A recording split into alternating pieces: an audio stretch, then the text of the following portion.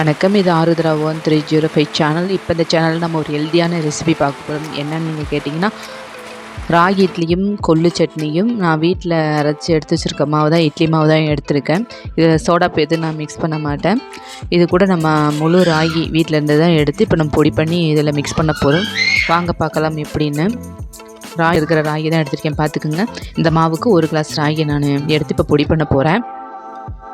ராகி பொடி பண்ணியாச்சு பாருங்கள். நல்லா நம்ம பாக்கெட் மாவு மாதிரி இருக்காது, கொஞ்சம் குறன்னு தான் இருக்கும். சரி, இதை எடுத்துகிட்டு இப்போ நம்ம மாவில் மிக்ஸ் பண்ணிடலாம். கட்டி சேராமல் கொஞ்சம் கலக்கணும். தேவையான உப்பும் கொஞ்சம் தண்ணியை நம்ம மிக்ஸ் பண்ணிக்கலாம். சோடாப்பு நான் இதில் மிக்ஸ் பண்ணுறதுலன்னு ஏற்கனவே சொல்லியாச்சு. பாருங்கள் மாவு எப்படி இருக்குன்ட்டு. இன்னும் ரொம்பவும் தண்ணியாக இருக்கக்கூடாது, கொஞ்சம் இலப்பதமாக இருந்தால் பரவாயில்ல. இப்போ இட்லி ஊற்ற ஆரம்பித்தாச்சு.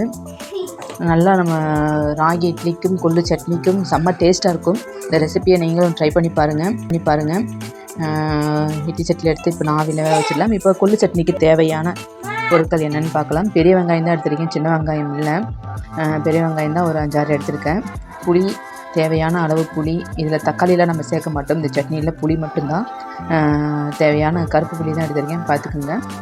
அப்புறம் கொஞ்சமாக பூண்டு வந்து தொளி உரிக்கலை, நான் அப்படியே தான் வதக்குவேன். அப்புறம் கொஞ்சம் கருவேப்பிலை, கொத்தமல்லி தழை, கொள்ளு. சின்ன கிளாஸில் தான் 1 கிளாஸ் எடுத்திருக்கேன். தேங்காய் சீல் நல்லா செவந்து வரும்போது தான் நம்ம எடுக்கணும் கொள்ளு. அதுக்கப்புறம் இப்போ நம்ம வெங்காயம் மற்றதெல்லாம் இப்போ வதக்கி எடுத்துடலாம். நான் எண்ணெய் வந்து எப்பயுமே அளவாக தான் சேர்ப்பேன். 1 ஸ்பூன் தான் இப்போ சேர்த்துருக்கேன் வெங்காயம் வதக்கிறதுக்கு. பாருங்கள், பெரிய வெங்காயம் போட்டாச்சு. பெரிய வெங்காயம், பச்சை மிளகா 2 எடுத்துருந்தேன். பச்சை மிளகா 3. பூண்டு நான் உரிக்கல, அப்படியே தான் போகிறேன். வதக்கிடலாம். நல்லா சுருளாக வதக்கணும். அந்த செவந்த நிறமாக வரணும் நம்ம வதக்கிறது. இதுக்கப்புறம் கொஞ்சம் நம்ம கொத்தமல்லி தழை, அப்புறம் புளி, ஒரு சீர் புளி நம்ம எடுத்து வச்சுருந்தோம் இல்லையா, அதுவுமே இது கூட மிக்ஸ் பண்ணிடலாம். மிக்ஸ் பண்ணி இதோடையே வதக்கிடலாம். கொஞ்சம் நல்ல சுருளில் வதங்குற மாதிரி வதக்குவோம். எண்ணெய் கொஞ்சம் கம்மி விட்டுனால வதங்கிறதுக்கு கொஞ்சம் லேட்டாக தான் ஆகும். இருந்தாலும் பரவாயில்ல, நிறைய எண்ணெய் சேர்க்க வேண்டாம். கொள்ளு வறுத்து எடுத்து வச்சாச்சு. இது ஆற விடட்டும். ஸோ நம்ம இட்லி ரெடி ஆகிடுச்சு. பாருங்கள், நல்லா ஆவி பறக்க ரெடி ஆகிடுச்சு.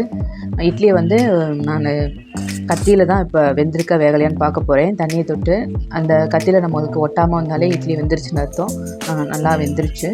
இப்போ அந்த இட்லி எடுத்து நம்ம ப்ளேட்டில் மாற்றிக்கலாம். ரொம்ப சாஃப்டாக இருந்துச்சு, நல்லா இருந்தது. பாருங்கள் எப்படி இருக்குன்ட்டு. ரெடி ஆகிடுச்சு. இப்போ சட்னிக்கு ரெடி பண்ணலாம். தேங்காவை பொடி பண்ணி எடுத்துட்டு இருந்தாச்சு. வெங்காயம் வதக்கிறது எல்லாத்தையும் போட்டு இப்போ நம்ம அரைச்சி எடுத்துகிட்டு வந்துடலாம்.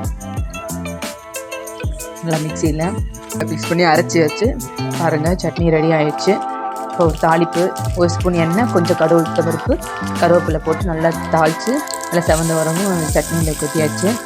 என்னோட மகன் தான் வந்திருக்காரு. எப்படி நல்லா இருக்கா என்னன்னு அவர் தான் சொல்லுவார். பாருங்க, அவரோட எக்ஸ்பிரஷனே செம்மையாக இருக்கும். எப்படி இருக்கு? நல்லா இருந்தால் நல்லா இருக்குன்னு சொல்லுவான்.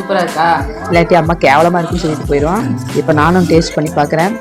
எப்படி இருக்குன்னு பார்த்து உங்களுக்கு ரிசல்ட் சொல்கிறேன். எப்படி இருக்குன்னு பாருங்கள். செம்ம டேஸ்ட்டாக இருக்குது. எல்லோரும் ட்ரை பண்ணி பார்த்து எப்படி இருக்குன்னு கமெண்ட்டில் சொல்லுங்கள். தேங்க்யூ. இந்த சேனல் உங்களுக்கு பிடிச்சிருந்தா சப்போர்ட் பண்ணுவாங்களே, சப்ஸ்கிரைப் பண்ணுங்கள்.